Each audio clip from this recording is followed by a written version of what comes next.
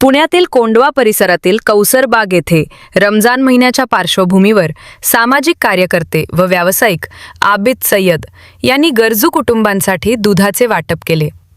दरवर्षीप्रमाणे यंदाही त्यांनी हा उपक्रम सातत्याने राबवत तब्बल 10,000 लिटर दुधाचे वितरण करून अनेक कुटुंबांच्या घरापर्यंत मदत पोहोचवली। या दूध वाटप उपक्रमावेळी संयुक्त पोलीस आयुक्त रंजन कुमार शर्मा, पोलीस उपायुक्त राजलक्ष्मी शिवणकर तसेच कोंढवा पोलीस ठाण्याचे वरिष्ठ पोलीस निरीक्षक कुमार घाडगे यांची उपस्थिती होती। त्यांनीही स्वतः पुढाकार घेत गरजूंना दुधाचे वाटप केले।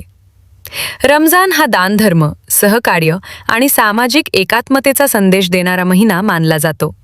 या पार्श्वभूमीवर आबिद सय्यद यांनी गरजूंना मदतीचा हात देत समाजासमोर एक सकारात्मक उदाहरण ठेवले आहे। त्यांच्या या उपक्रमामुळे अनेक कुटुंबांना दिलासा मिळत असून स्थानिक नागरिकांकडून त्यांच्या कार्याचे कौतुक व्यक्त केले जात आहे।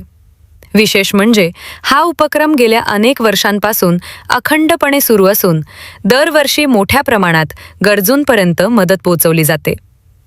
कोणताही गाजावाजा न करता समाजासाठी सातत्याने काम करणाऱ्या आबिद सय्यद यांच्या या कार्यामुळे परिसरात सामाजिक एकोप्याची भावना अधिक दृढ होत असल्याचे नागरिकांचे मत आहे।